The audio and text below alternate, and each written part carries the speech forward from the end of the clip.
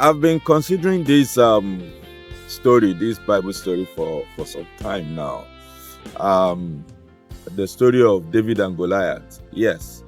Um, David was not meant to be in the battle, of course, at his age, but he was meant to be in the bush, and maybe because of the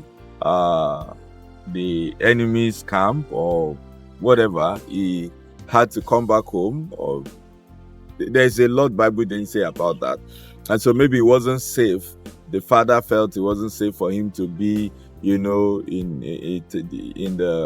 the farm or in the bush, as it is now in so many countries. When there are wars, when there are insecurity, people get to not stay in remote areas. They find their way back into the city.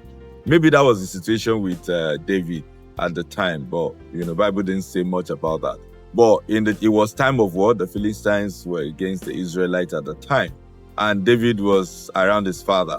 And so it's also very important to know that his brothers were also, at the war front, fighting in the camp, the Israelites camp, getting ready to fight the war and all that. Yeah. So, and the champion of the Philistines, the champion of the enemy, was already, tormenting the whole city 40 days and, telling them, bring a champion, the story and all.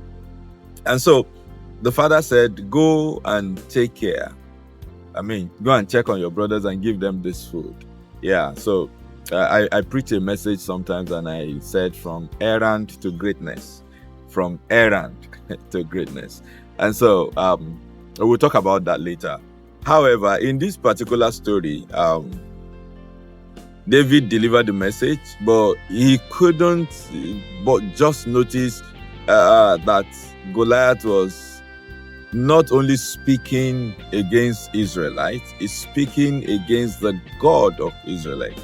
And that David was offended. Personally, he was offended, and he wanted to take it head on.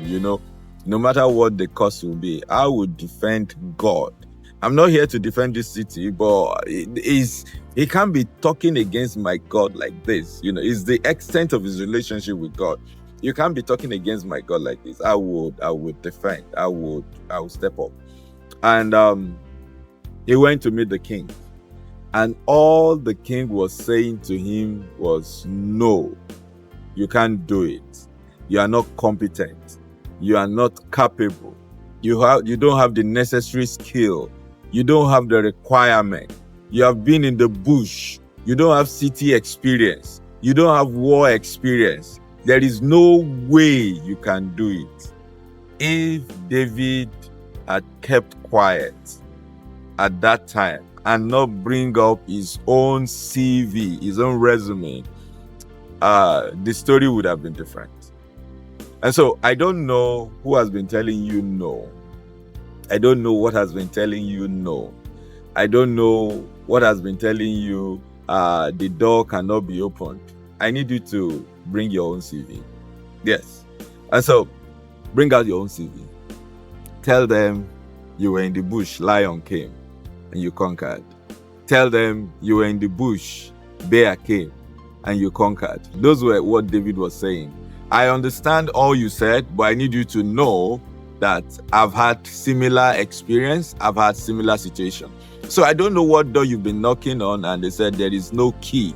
There's possibility that the door is not actually closed.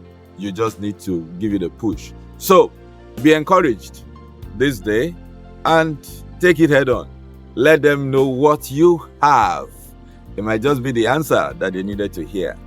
And I pray that the Lord Almighty will grant you utterance. It will give you a mouth and a wisdom for you to know what to say that will pull down the words of obstruction, that will pull down the words of no in your life. And from today, you begin to hear yes in Jesus' mighty name. Amen.